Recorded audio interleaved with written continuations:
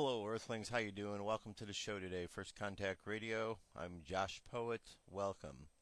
Let's jump into our cosmic weather for today. Starting off at spaceweather.com, our solar wind has gone up to 503 kilometers per second from the 450 where it was yesterday. Our planetary K index is still low, though. It's at a 1 today, expected to be no more than a 2. It was up to a 2 yesterday, so we're a little bit less than we were. And our chance of geomagnetic storms are a 25% chance of an M-class flare. And as far as a full storm, 5 to 20% chance, mid-latitudes, high altitudes a little bit higher. Says that there's a chance that we're going to be seeing some more of these moon halos that we've been seeing the other day. So if you were out and you happen to see an image of the moon that looks something like this, that's what it was a moon halo. So you may be seeing more of those. And we're told that we may have some more auroras. A minor solar wind stream is buffeting Earth's magnetic field, sparking auroras around the Arctic Circle. Alright. Now, moving from our space weather, let's go over and look at what things are happening astrologically. We know that we are in the sign of Capricorn, and our moon sign, which deals with our subconscious, is the sign of Leo. Was moved into Leo yesterday, so the same rules apply. Leo, passion, fire, creativity, all of those things are bubbling below the surface with Leo the lion. While at the same time, we're also reminded to learn how to temper the energy we have so it doesn't become so volatile and crazy. So there's a balancing act that needs to be done, a responsibility we need to apply with those energies that are represented by Leo the lion. We want to make sure that we're using the energies righteously, properly, as opposed to chaotically and in a way that's going to hurt others. And our current moon phase is we're in the waning phases of the moon, going from the full back down to the new moon. We're already back down to 94% from 100, and we'll be continuing down from there. And on the dream spell calendar, let's check out today. Today's a blue rhythmic night. That's the name of the day. Cool thing about this dream spell calendar is every single day has a different name to it. Blue rhythmic night, guided by the night. The phrase for today is I organize in order to dream, balancing intuition. I seal the input of abundance with the rhythmic tone of equality. I am guided by my own power doubled. And on the Gregorian calendar, it is Wednesday, January 11th, 2012. So there you have it. That catches you up to speed with all that is going on as far as our cosmic weather goes. Dirk Bradshaw is with us here today. He's got a story for us about income in the U.S. Dirk, over to you. Flying high above the planet Earth, this is the Cosmic News with Dirk Bradshaw. I am Dirk Bradshaw. Well, it seems that people are increasingly concerned with income inequality in the United States. But what is the future of income inequality?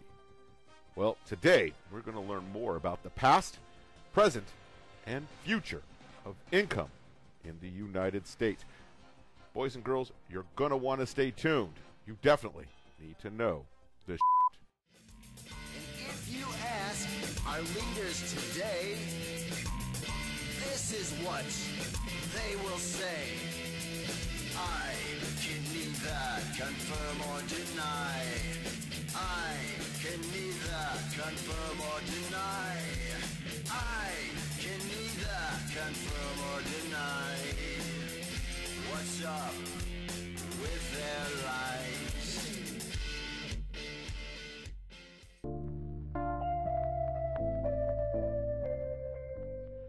So what is the future of income inequality in the United States? This is a big issue in the headlines right now. But if we want to make any guesses at the future of inequality, we have to look at the history and sort of put our guesses in the context.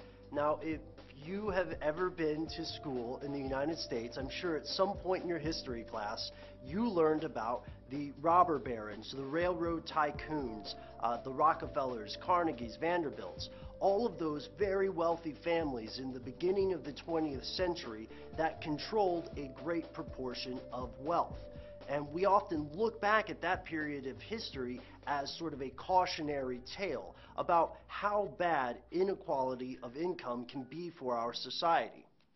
At that point in history, this top 1% of the U.S. population controlled somewhere between 15 and 18% of the annual income.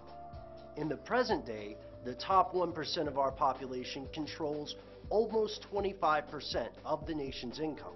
So we've actually seen inequality rise in the present day versus the time that we all sort of assume is the most cautionary example in our history. Now, for contrast, let's look at the lower part of the U.S. income spectrum. This will give us a better grasp of the big picture.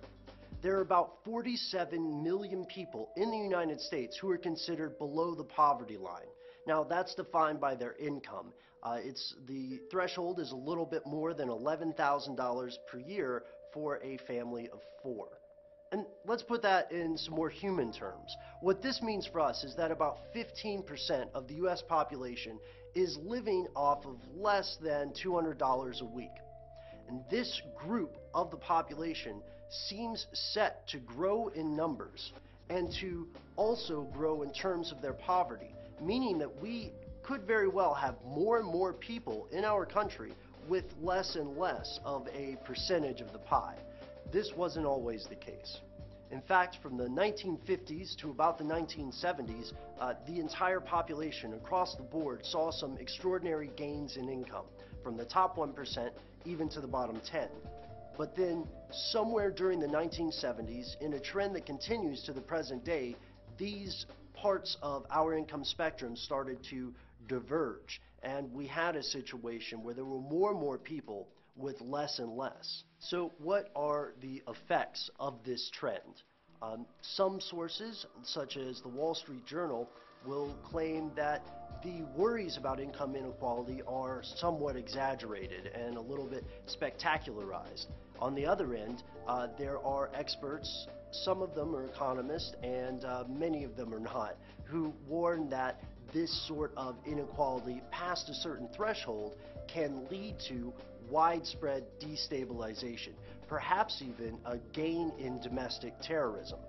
Now, to guess at the truth between those two claims, we'd have to isolate the causes of economic inequality. And those causes are very controversial at this point in time, partially because it's a very complex problem and partially because it's very much a politically hot issue. We have all sorts of politicians, pundits, voters, and economists who will fight back and forth over the specifics of what causes income inequality, what the effects of income inequality are, and how much a given society should have of each. But we do know that income inequality has been linked with education, and we have had numerous experts trace the decline in our college graduation rates in this country with the acceleration of income inequality. It's not a pretty picture. It may not be as bad as some people like to paint it, but it is certainly a trend that is set to continue for the short to midterm. Well, I see the fat lady is getting off the stage. She's looking right at me. I've got to take her home and put her to bed. I hate goodbyes, so instead I'm going to say, until we meet again. I'm Dirk Bradshaw from the Cosmic News Network. I return you now to Joshua Poet and First Contact. They're all yours, Josh.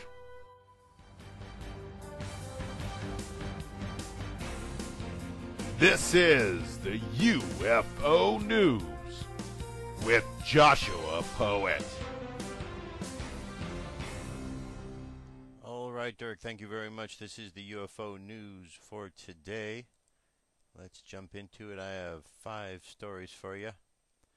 First story, comes to us from Lee Spiegel over at the Wired News, Huffington Post. Weird news.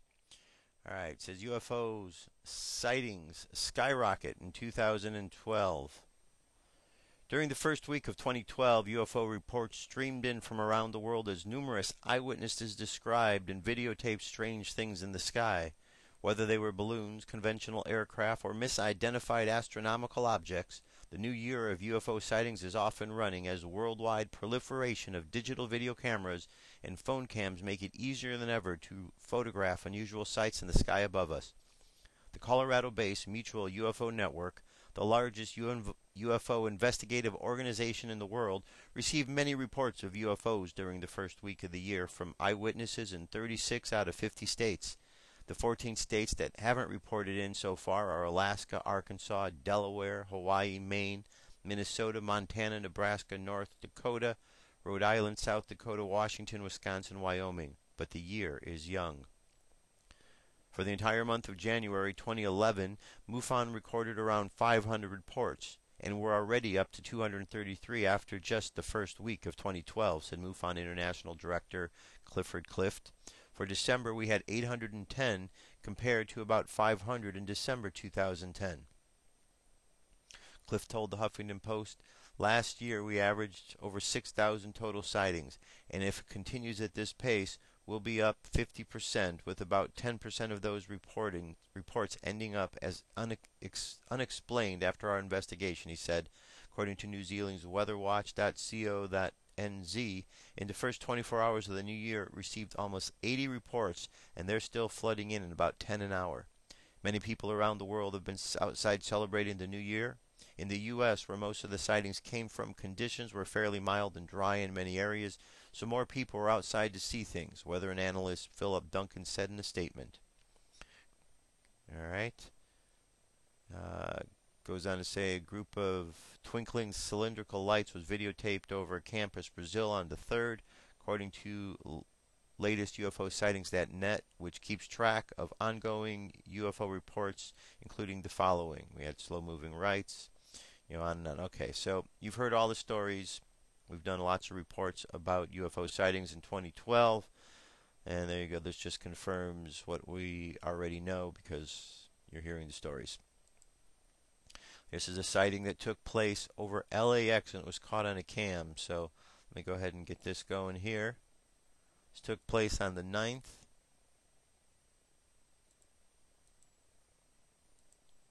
Alright, these are the cams over LAX airport. Okay, these must be the lights in question right here.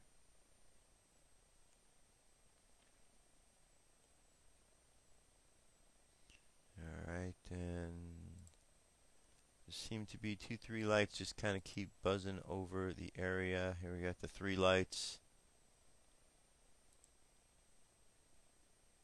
Alright, so this is caught on the cam. It says I was watching a live cam and caught these glowing orbs moving over Los Angeles. Alright, very interesting indeed.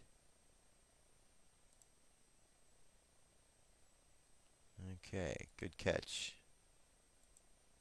Now, next one comes to us from latest-UFO-sightings.net. Triangle UFO seen and recorded over southeast Michigan. Witness reports proof they're out there. This is a large scout ship that I caught in my Yukon night vision digital infrared camera. I believe this is just one of many scout watcher crafts that are part of ETs that exist on the dark side of the moon.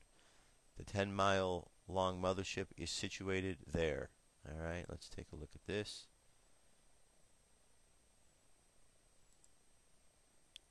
Alright. Now there does definitely appear to be movement taking place up here.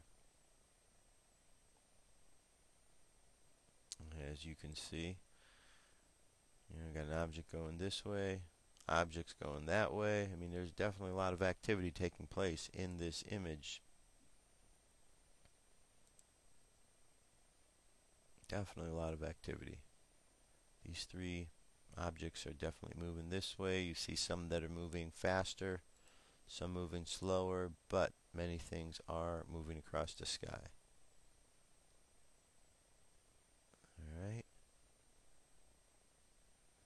these things moving? What are these? Are these just sitting there, or are they stars?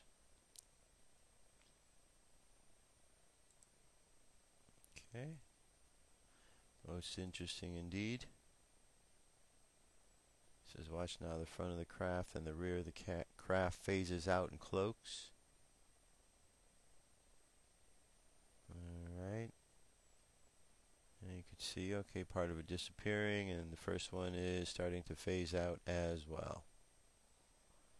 Very interesting, very interesting.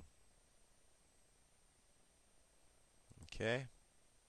There you go. That was a good one. Links up available at our page, firstcontactradio.com, right-hand side, UFO News.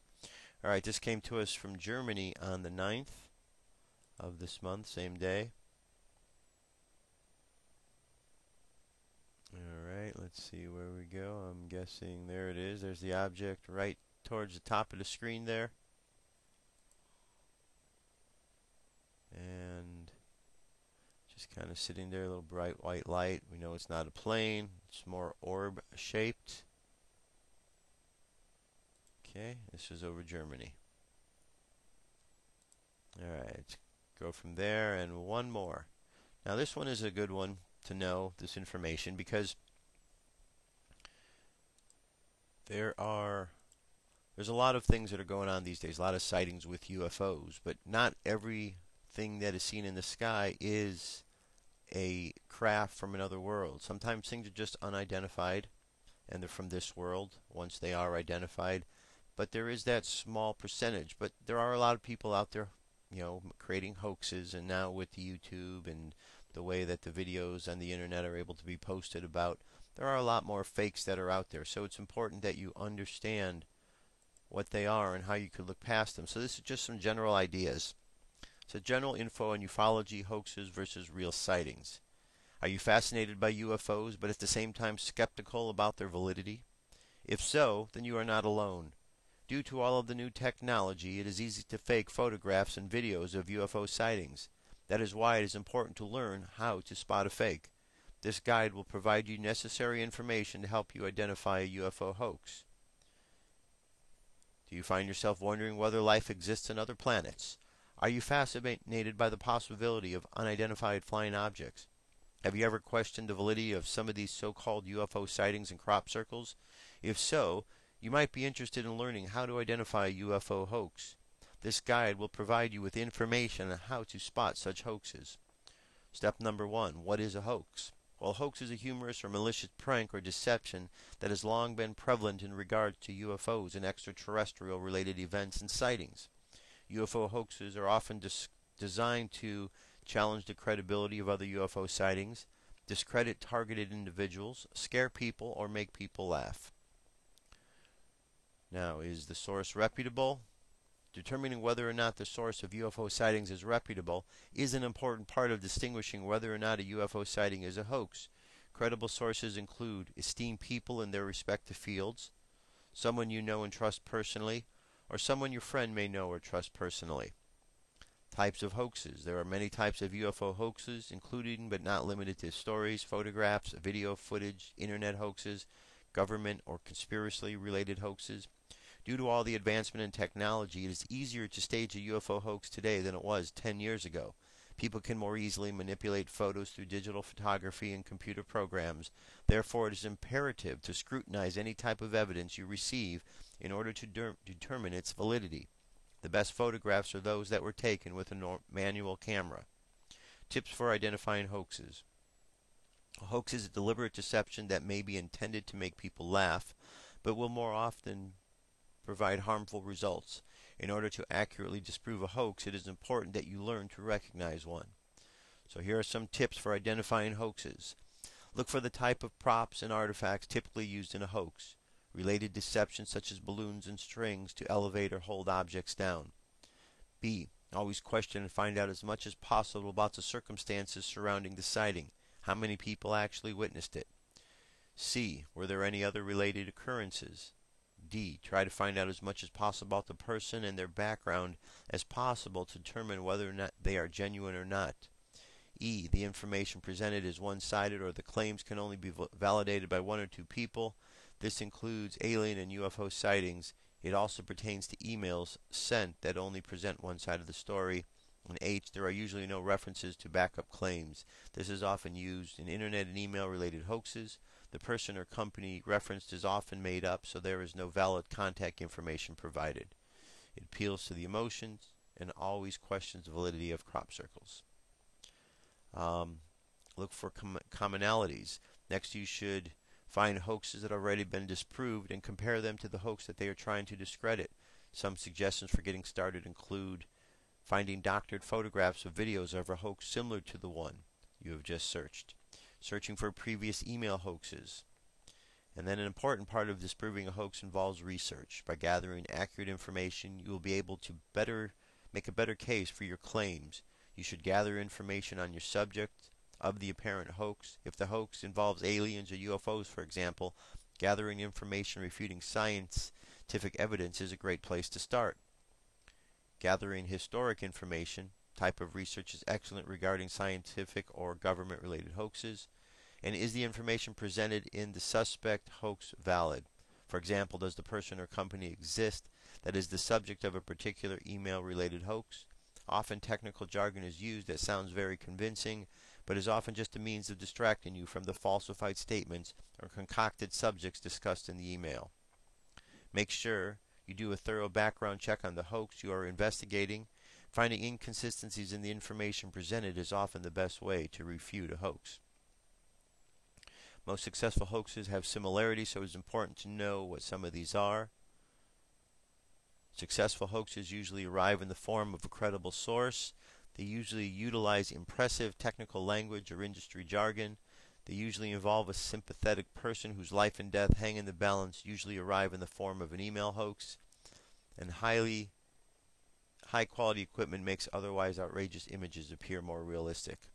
So the conclusion of all of this is that as hoaxes become more elaborate and much easier to stage, it's important to arm yourself with the means of discrediting them.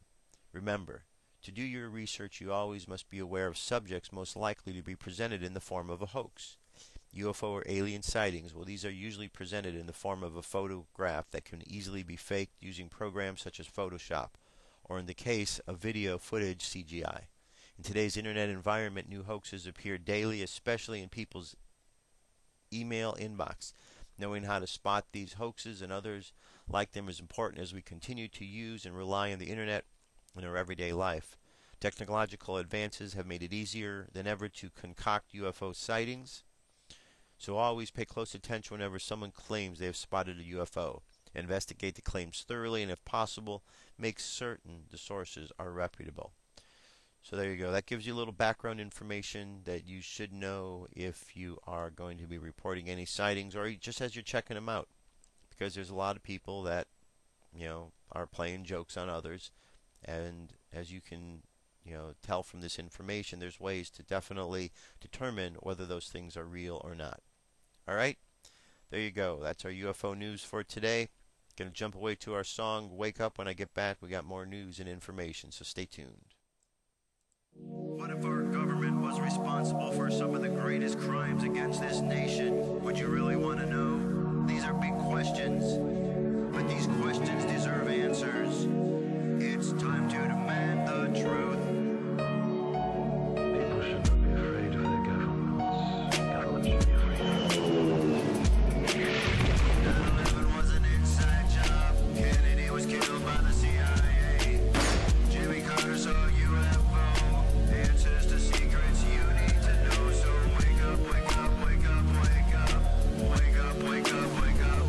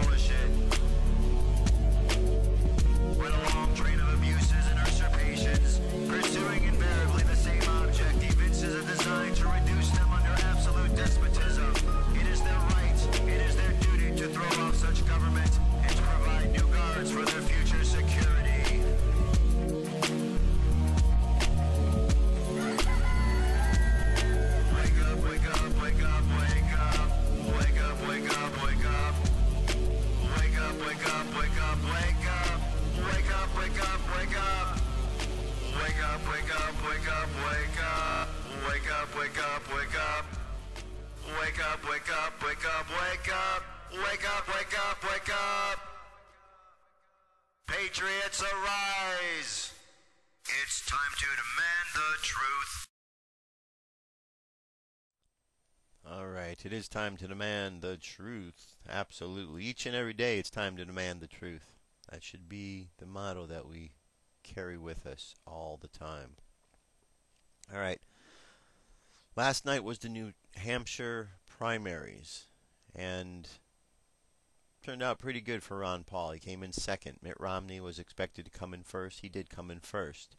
Ron Paul came in second, and it was a really good opportunity, and it should just help him along the way even more.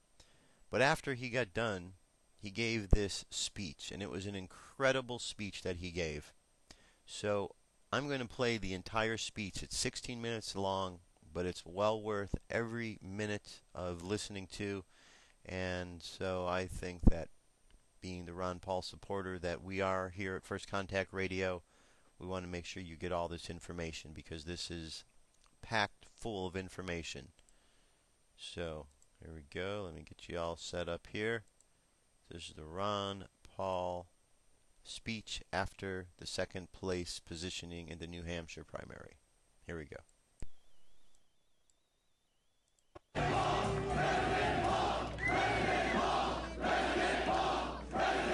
Thank you.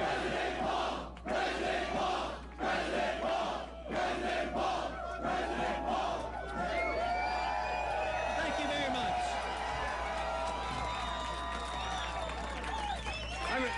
I really don't have to introduce my wife. I think you know my wife, Carol.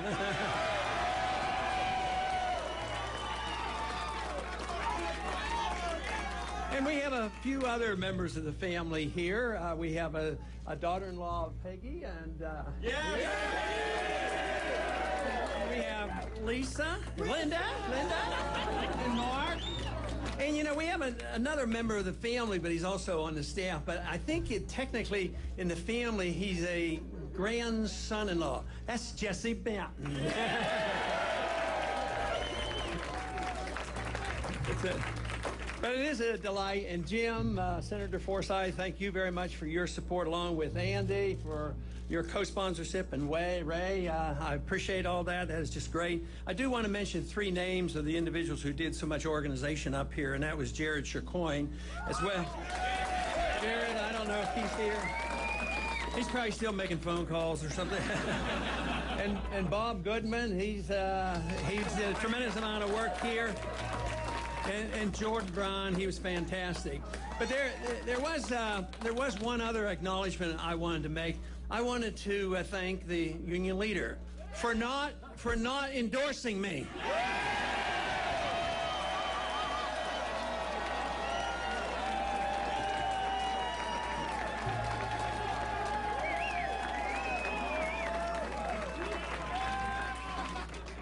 Now, I called Governor Romney a short while ago before he gave his talk and congratulate him, because he certainly had a clear-cut victory, but we're nibbling at his heels.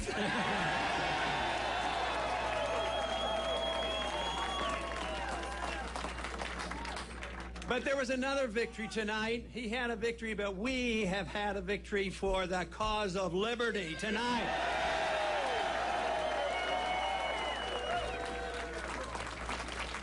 There is no doubt that this whole effort that we are involved in will not go unnoticed, let me tell you.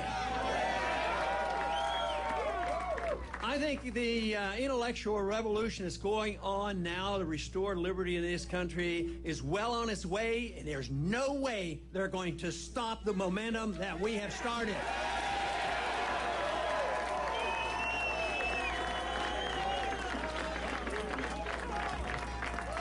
And that is the victory that you have brought about, because you have been the ones that have done the works. There's a lot of people here, but the ones across the country, the donors and the excitement on the campuses, it's just unbelievable. We don't always get the coverage or the interest shown on what is going on, because if they did, they wouldn't be ignoring so much of what we're doing.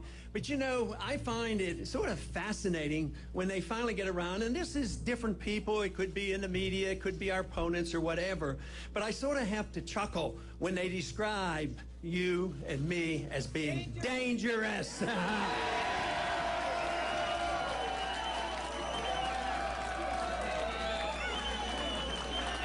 That's one thing, they are telling the truth, because we are dangerous to the status quo of this country.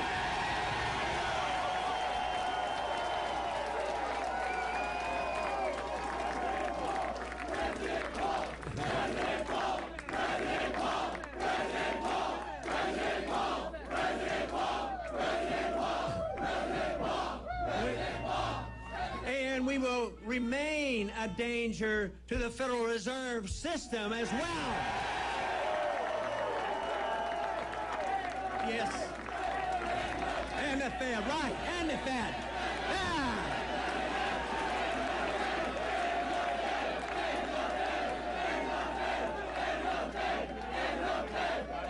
You know, in studying monetary history from the beginning of our country and even throughout all of history, monetary policy on periodic occasions will become the dominant issue. And we have emphasized that, and it has become an important issue. Just think, this is the first presidential campaign that the subject ever came up since the Federal Reserve was started. So we are now, because of what is happening, it will remain a dominant issue. There's no way they're going to put it to bed because they have destroyed our money. It's worldwide. There's a financial crisis going on, and it's only sound money and personal liberty that can solve the crisis that we have today.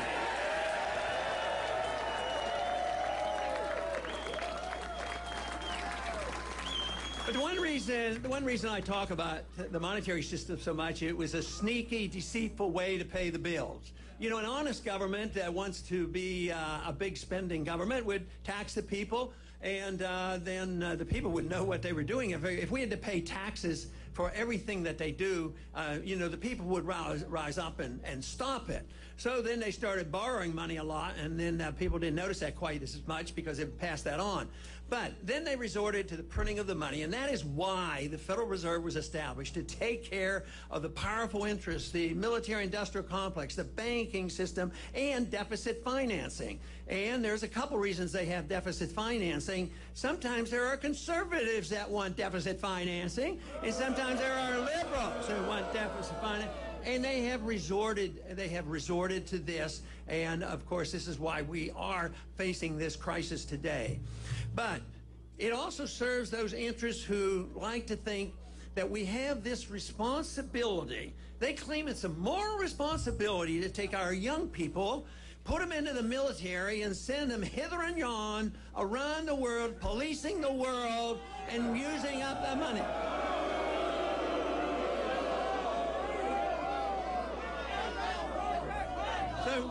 So just as we have been able to bring to the forefront that most important issue of funny money, fiat money, the paper money system, the Federal Reserve, we have brought to the forefront. Others have tokenly talked about it. They get in office and they do nothing about it.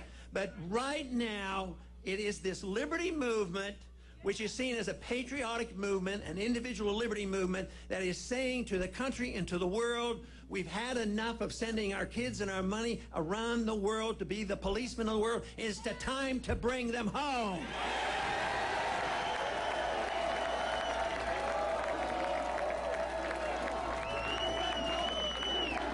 Bring them home. Bring them home. Bring them home. Bring them home. Bring them home. Bring them home. Bring them home. The one thing is we do know they will come home. My goal and our goal has always been to bring them home in a deliberate fashion to avoid major economic crisis by destroying our economy by spending so much overseas. In the last 10 years, the wars that have gone on added $4 trillion of debt. And I don't think we have been one bit safer for it. I think we have been less safe because of all the money that we have spent overseas.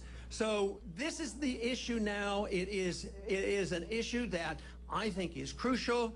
Jim mentioned in the introduction that, you know, so often they say that if we tell people that we think we should spend less in the military, they say, oh, that means you want to cut defense. No, if you cut the military-industrial complex, you cut war profiteering, but you don't take 1 penny out of national defense.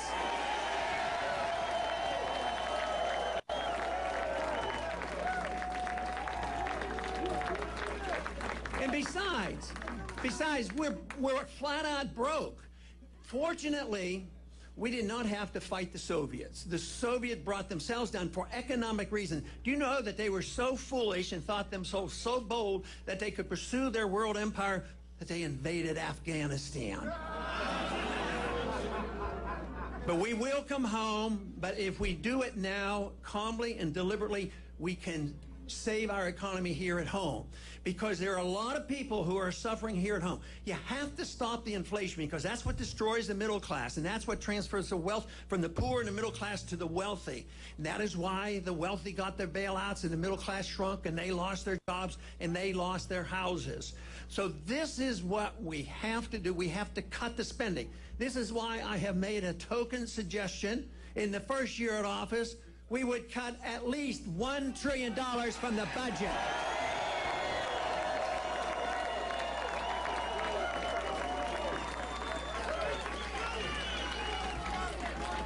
Now, the one thing that the talk you hear in Washington is pure talk, because there is nobody suggesting. The other candidates are not talking about real cuts. They're talking about cutting proposed increases out in 10 years. They say, well, we'll cut $1 trillion.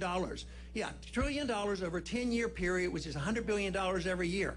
Our national debt is going up in real terms $100 billion every month. And they claim that's cutting, and they're yelling and screaming, oh, we can't cut, we can't cut. We do have to cut. We have to live within our means if we want to be able to at least take care of the people who have been made to be so dependent on the government. I mean, we have to work our way out. I would say if we did this and cut this overseas spending, at least we might be able to allow the Social Security beneficiaries to get their checks and medical care be provided. But if we continue to do what we're doing, the results are that the dollar is destroyed and the whole thing comes apart, and it's going to be a worldwide phenomenon. Already, Social Security beneficiaries are suffering a lot. Their income is shrinking because the value of the dollar is going down, so they're getting their checks cut. And that is why you have to think about the cutting and stopping the inflation. But overall, you have to ask, once again, as our founders did, what should the role of government be in a free society? The role should be very simple: the protection of liberty.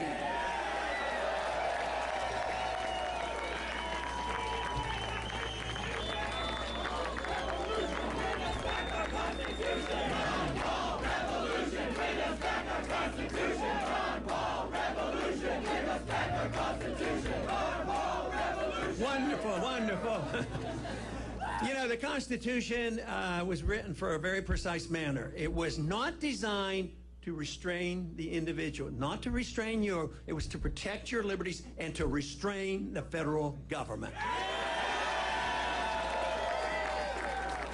But liberty has to be re-emphasized, because we have been careless over the last 100 years. We have taken liberty and chopped it up into pieces. Some people think liberty has to do with personal habits, which I agree. Other people think liberty is how to spend your money, and they defend that part, and then they fight about when to do what. I think what we need to do is make this emphasis that liberty means you have a right to your life and your privacy and the way you want to live your life, as long as you don't hurt people, and you have a right to keep and spend your money as you want to.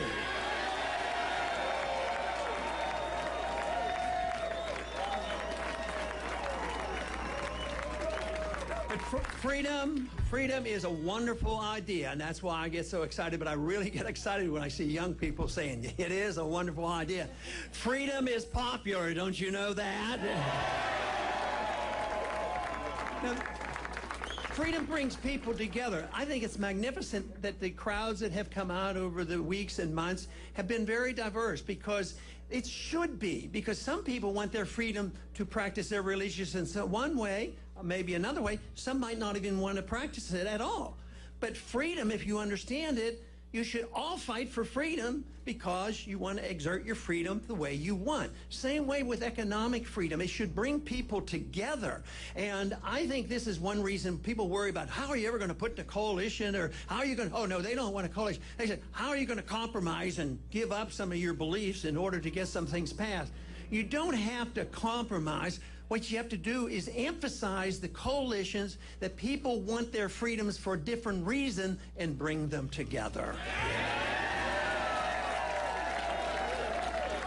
It's been, America has been the greatest country ever, the most prosperous country ever, the largest middle class ever. It's not that way today. Our middle class is shrinking. The country is getting poorer. The wealth is apparent, is based on debt. The few who really hold the wealth, it's maldistribution because it shifts over due to the regulations that control a government. We have had too many people too long in the last 100 years thinking that it was beneficial more to have high-paid lobbyists to get and to find out what they can get from the government, rather than us petitioning our government in a proper manner, to petitioning our government and demanding our freedoms back again.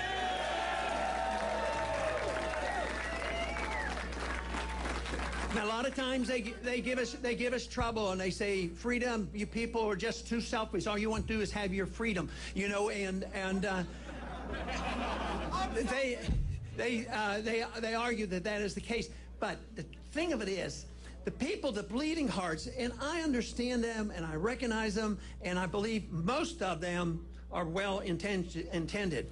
But it doesn't work is the problem. All that good intentions of saying, we're going to give everybody a free house and no loans, and then they can borrow against, you know, the equity. And look what happened. It was a bubble, it burst, and they lost their houses. So the humanitarian instincts are there across the board. What we have to convince them, if you're a true humanitarian, you have to fight and argue the case for free markets, sound money, property rights, contract rights, no use of force, and a sensible foreign policy so we don't waste our resources.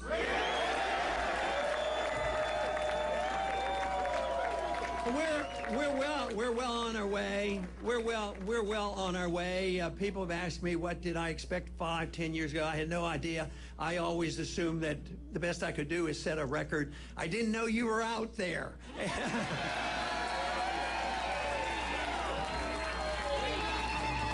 But it's no longer that irate, tireless minority that is stirring up the troops. Now that irate minority, and so tireless as you have been, it's growing by leaps and bounds. It's going to continue to grow by leaps and bounds, and we will restore freedom to this country. Thank you very much.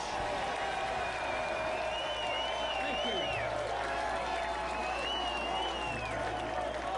All right, Ron Paul coming in second, delivering his... All right. Very good. Very good. That was Ron Paul's speech. Quite a speech, don't you think? Absolutely quite a speech. And it's always curious, you know, you look at these views. Now check this out here. Okay, this one here. Check this out. It says it has 846 likes. That means 846 people have come to this page and clicked that they like this, but it says it only has 302 views. How could that be? It even has 4 dislikes, so we got 850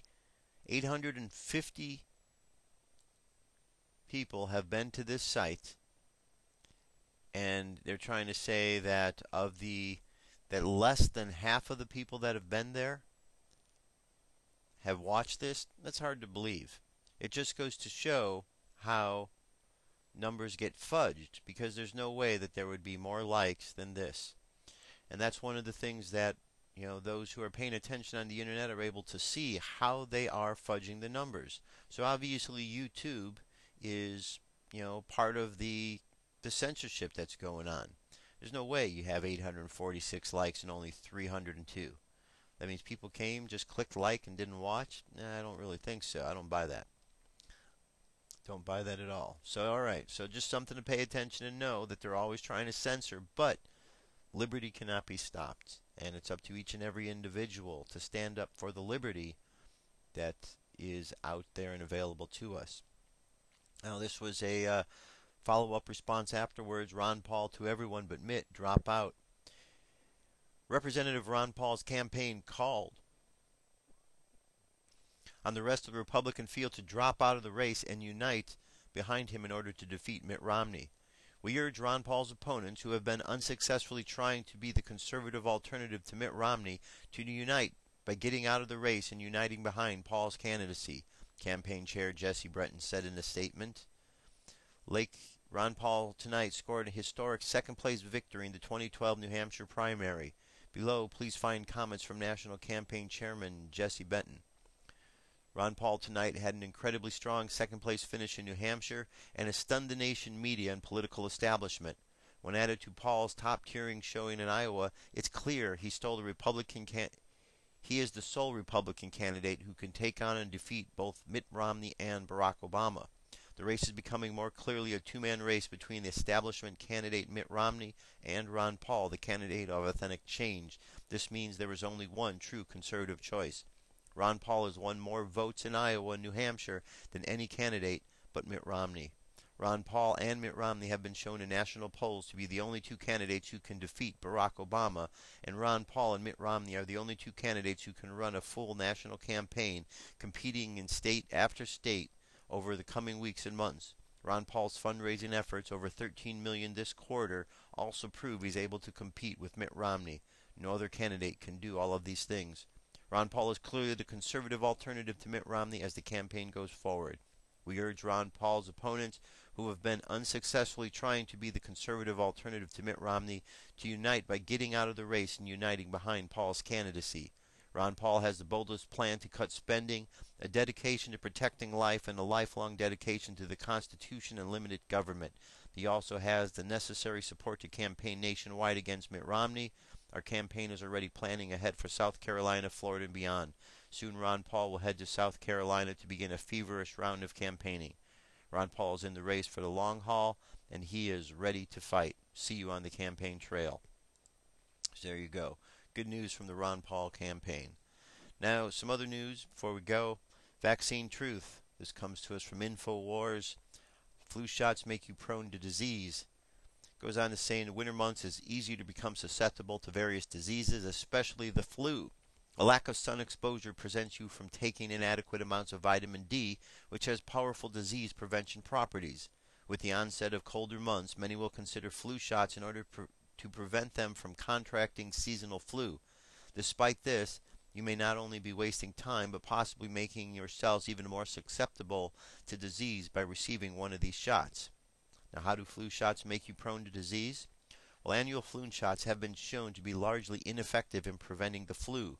Despite the flu shots are not scorned, but encouraged. Sadly, intensive ad campaign and pharmacy convenience will do little to increase their effectiveness.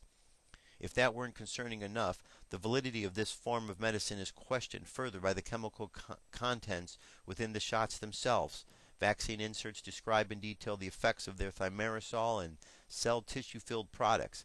Injecting foreign bodies and heavy metals into your bloodstream, if it does not maim you outright, would actually serve to weaken your immune system. This inevitably would make you more vulnerable to all forms of disease, including the flu. There's more to this article. I'm going to leave that for you to read on your own. And our last story here comes to us from RT. Homeland Security monitors journalists. Freedom of speech might allow journalists to get away with a lot in America, but the Department of Homeland Security is ready to make sure that the government is keeping dibs on who is saying what. Under the National Operations Center, NOC, Media Monitoring Initiative came out of DSH headquarters in November. Washington has the written permission to retain data on users of social media and online networking platforms. Specifically, the DHS announced the NCO and its Office of Operations Coordination and Planning, OPS, can collect personal information from news anchors, journalists, reporters, and anyone who may use traditional and/or social media in real time to keep their audience situationally aware and informed.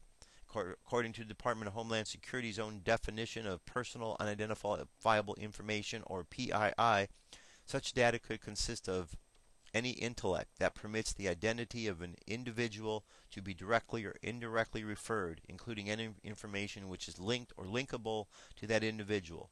Previously established guidelines within the administration say that data could not only be collected under authorization set forth by written code, but the new provisions in the NOC's write-up means that any reporter, whether someone along the lines of Walter Cronkite or a budding blogger, can be victimized by the agency.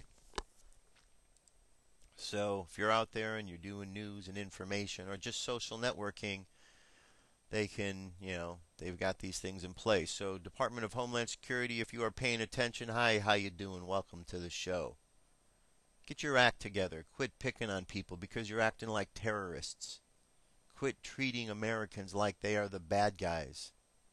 Do the right thing, because right now your Homeland Security team is really doing a lot of things that are very corruptible and very unscrupulous and all those other kind of words. So fly right is all I could say. Come correct on what you're doing, because you're doing a lot of wrong and you need to come correct, because this country is not founded on your lies. It was founded on truth. All right. Now, enough of that nonsense. Enough of that. Let's move on to our meditation for today. All right, what I'd like you to do is close your eyes. Sit back and relax. All right, as you sit back and relax, I just want you to imagine yourself seated in a chair in an empty space. And as you are seated there, and it is quiet, you have an opportunity to contemplate what is going on in life. And you realize how easy it is to get caught up in what appears to be happening outside of life. And you realize how different the outside is from what's really going on behind the scenes in life. Not only down on this planet, but throughout the universe. And you realize that spirit is the guiding force behind the scenes. And if we take time out of our lives to actually listen to what spirit has to say, we are directed and guided in ways that will be the most effective for all of our lives.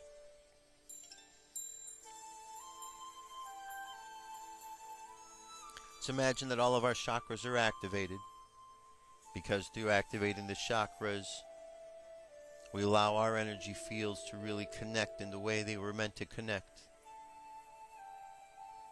So the energy centers of the chakras are along the spine. There are 7 of them. They each have a different color associated with them. The one at the bottom of the spine is red, and it draws the energy from the earth. Imagine the red color of that chakra at the bottom of your spine. And then let that energy rise up a little bit higher, and it gets to the 2nd chakra, which is right about the belly button area, and the color there is orange. This deals with your emotional body. Let the energy raise up higher to the next chakra, which is just below the rib cage, and there imagine the color yellow. This is your intellectual body. And then you raise up higher to your heart, and you imagine the color green, your love center. Up to your throat, your communication center, imagine the color blue. Up to your 3rd eye, right between the 2 eyebrows, imagine the color violet. And finally, to the top of your head, your crown chakra, imagine the color indigo, and the light continues on into the cosmos, bright white light. Imagine all this energy flowing through your body until it overflows, and you're able to see the line of light all around your body. This is your line of protection, your spiritual armor, extending from the inside out. So imagine from your heart chakra, you send love all around the planet right now. Just send it all around to all those who are friends, and all those who are enemies. For all can be healed in love. It matters not who they are and what they are doing. And now let's wish everybody a good day. Let's wish everybody a good day. And with that, bring our energy and attention back to the present moment on the count of 3. 3, coming back to the present moment filled with confidence. 2, coming back to the present moment filled with faith. And 1, coming back to the present moment happy, healthy, and whole. Happy, healthy, and whole. And there you have it, another show, another prayer, another meditation, all kind of good stuff for you. Thanks for being here again, listening to the show, taking time out of your day to watch and participate in First Contact. That's all I got for today. I'll be back tomorrow with more news and information. Be safe today. Have fun. Love each other. Take care of each other. Remember, we're all in this together. I'll talk to you soon. Peace.